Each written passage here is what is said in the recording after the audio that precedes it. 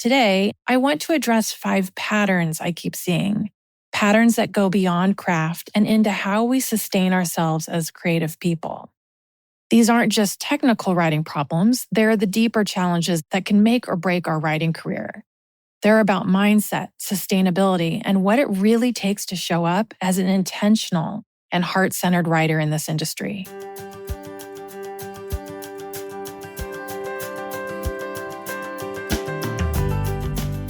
Welcome to The Whole Writer, a place where we talk about what it means to show up as a writer. Not just a better writer or a more productive writer or a published writer, but a whole one. Someone who's grounded in their voice, in their community, in their creative path, even when the world tells them to hustle, compare, or conform. I'm Nicole Meyer, a multi-published author and book coach who believes that nurturing the person behind the page is just as important as refining the words on it. Each week, we'll explore the terrain of writing life with honesty, warmth, and practical wisdom, creating space for you to write from a place of wholeness rather than depletion. Whether you're drafting your first manuscript or publishing your 5th book, you'll find conversation and companionship for the journey here. So, settle in, bring your questions and your curiosity, and let's discover what it means to write and live with authenticity and purpose. Welcome back, writers. Today I'm doing a kind of part 2 of real answers for real questions. If you listened to the first episode in this series, which is episode number 40 under the podcast's original name, you'll remember I answered 5 writers' questions about craft, revision, and the writing process. Today, I'm taking a different approach. As I've shifted toward the whole writer focus, I've been noticing some common themes in the conversations I'm having with writers. So today, instead of answering specific questions you've sent me, I want to address 5 patterns I keep seeing, patterns that go beyond craft and into how we sustain ourselves as creative people. These aren't just technical writing problems, they're the deeper challenges that can make or break our writing career.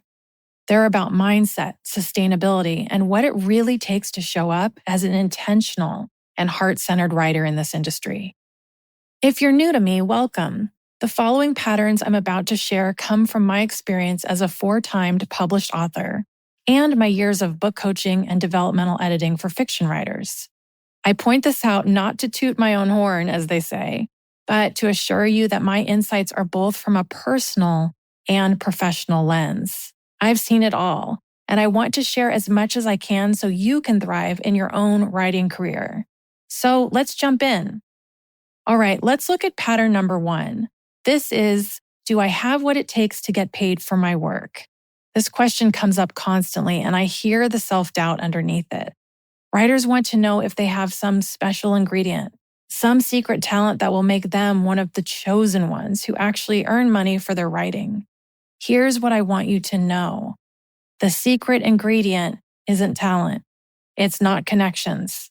It's not even luck, though that can certainly help. The secret ingredient is tenacity. I've worked with incredibly talented writers who gave up after their first rejection. No kidding. I've also worked with writers whose early drafts were rough, but who had an unshakable commitment to improving their craft and pursuing their goals. Guess which ones are more likely to have writing careers? Tenacity shows up in so many ways. It's the writer who revises their query letter 15 times instead of sending out one mediocre version time and time again to a list of 100 agents. It's the writer who treats each rejection as data, not as a personal verdict on their worth. It's the writer who keeps learning, keeps growing, keeps showing up even when the path gets difficult. The publishing industry is full of people who succeed not because they were the most naturally gifted, but because they refused to quit. They understood that building a writing career is a long game, and they paced themselves accordingly. So, if you're wondering whether you have what it takes, ask yourself this. Are you willing to stay committed to your writing goals even when it gets hard? Are you willing to listen and learn from feedback, handle rejections or suggestions professionally, and keep improving your craft? If the answer is yes, then you absolutely have what it takes. All right, now that we've talked about the question of do I have what it takes, Let's move on to pattern number 2. And that is, I know the odds are slim, but I'm just going to try querying a few agents and then probably stop. This one breaks my heart every time I hear it because it's self-sabotage disguised as realism. Yes, the odds of securing a literary agent are quite competitive. But approaching the process with one foot already out the door is like showing up to a job interview starting with, I probably won't get this position anyway.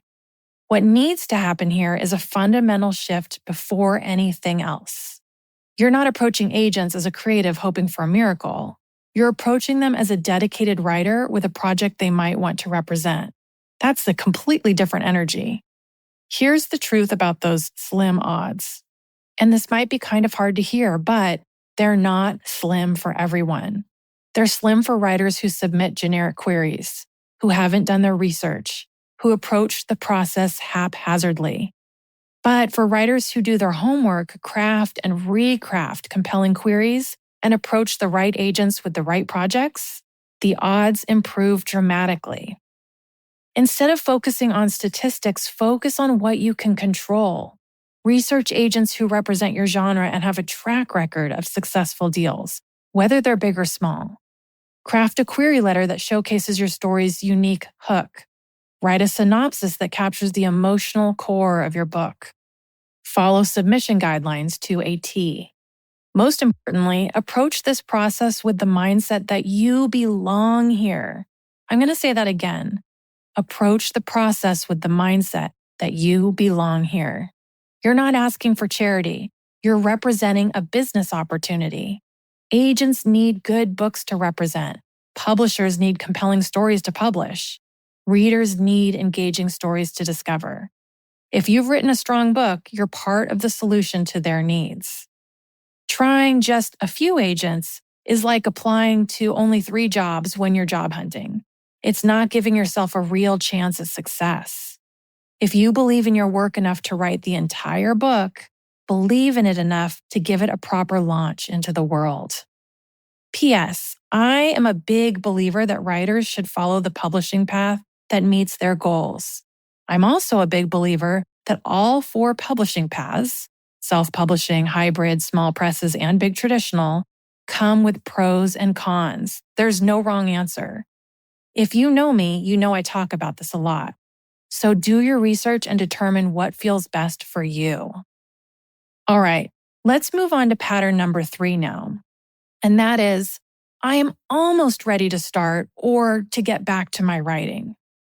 This is resistance showing up as a list of reasons why you're too busy, too unprepared, or just too something to write right now.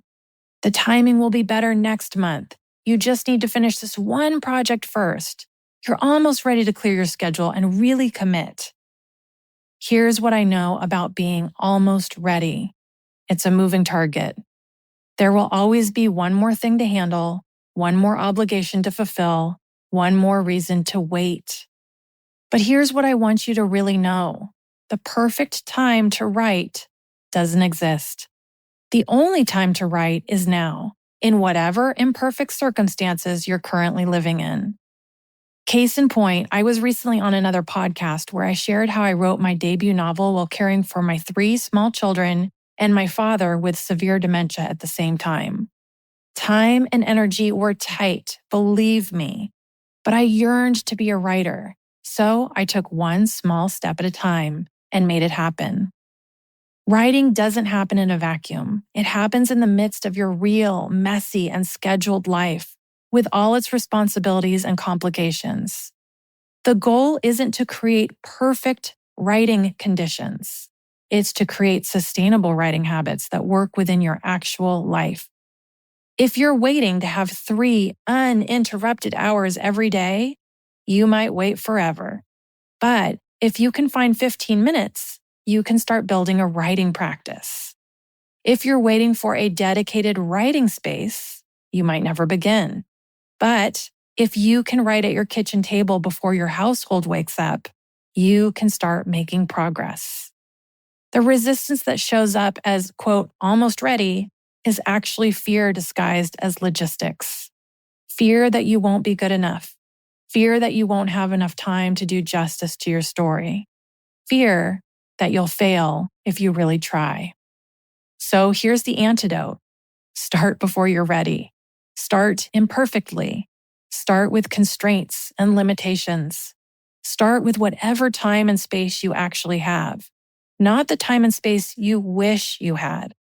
The writing will teach you what you need to know, but only if you actually do it. All right, let's move on to pattern number 4. I have been seeing more and more of this pattern in the past year, and that is I'm working with multiple experts, taking several workshops, enrolled in more than one program for this one manuscript. This is where I see writers getting caught in what I call the too many cooks in the kitchen trap. They're seeking out multiple developmental editors, joining several online workshops, participating in overlapping programs, and asking for feedback from anyone who will give it. On the surface, this looks like dedication to craft improvement, but underneath, it's often self-doubt driving the need for constant validation. And this is okay. I think we've all been here as writers at one point or another. But here's what happens when you have too many voices in your head about one manuscript. You lose sight of your own creative vision. Every expert has their own perspective, their own preferences, their own ideas of what makes a story work. When you try to incorporate everyone's feedback, you end up with a manuscript that feels like it was written by a committee instead of by you. I've seen writers completely rewrite their opening chapters 5 different ways based on 5 different sources of feedback. The same goes for query letters. I've also seen writers change their entire story structure because one coach suggested it, only to change it back again when another coach disagreed. This isn't craft development. This is creative paralysis disguised as productivity. The deeper issue here is trust. When you're constantly seeking out new sources of feedback, you're essentially saying, I don't trust my own judgment, and I don't trust the feedback I've already received. You're looking for someone to tell you definitively that your book is ready, that it's good enough, that you can stop worrying now. But no amount of external validation can replace your own creative confidence. Here's what I recommend instead. Choose one trusted source of professional feedback, whether that's a developmental editor, a skilled critique partner, or a reputable writing coach. Work with them through the revision process. Trust their guidance. Implement their suggestions thoughtfully, and then move forward. Your manuscript doesn't need to be perfect. It needs to be the best version of your unique vision. And that can happen when you trust yourself enough to make creative decisions, even when you can't get everyone to agree that they're the right ones. All right, now we're moving on to our final pattern. That's pattern number 5. And that is, I don't want to invest too much energy in this book in case it doesn't work out. This is the writer's version of not wanting to get too attached to someone you're dating in case they break up with you.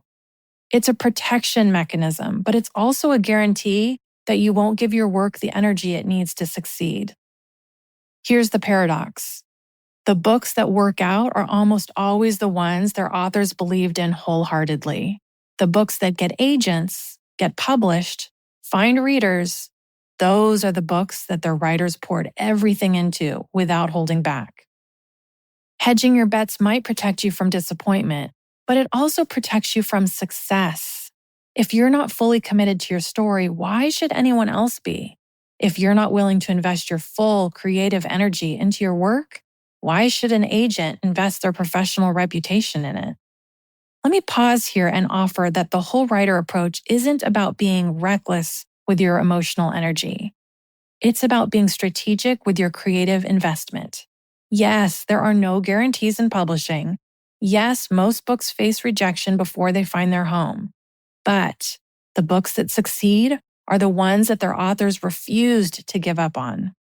Instead of protecting yourself from caring too much, learn to care deeply while also developing resilience.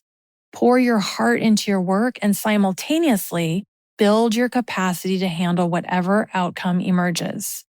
The goal here isn't to care less, it's to care more sustainably. Let me leave you with some closing thoughts. As we wrap up today's episode, I want to leave you with this. Every successful writer I know has faced these exact same fears and doubts, trust me. The difference isn't that they were more talented or lucky. The difference is that they found ways to move forward despite the uncertainty.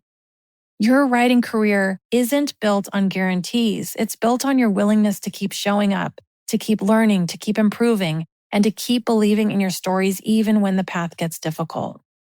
Whether you're just starting out or you've been at this for years, remember that building a sustainable writing practice is about more than just the craft. It's about developing the mindset, the habits, and the resilience, and the community that will carry you through the inevitable ups and downs of this journey. Before you go, I want to remind you that each podcast comes with a companion letter over on my Substack at Nicole Meyer Writes. I'd love to hear from you in the comments section over there. What's working or not working in your creative life right now? What's fueling your passion? I'd love to know. Until next time, writers, keep creating, keep growing, and remember, you already have what it takes. You just need to keep showing up. I'm Nicole Meyer, and this is The Whole Writer.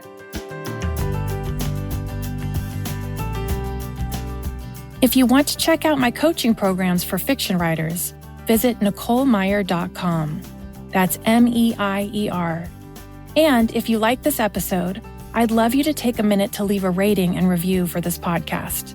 This will help more writers like you to discover the show and to get going on their writing journey. Thanks so much for listening.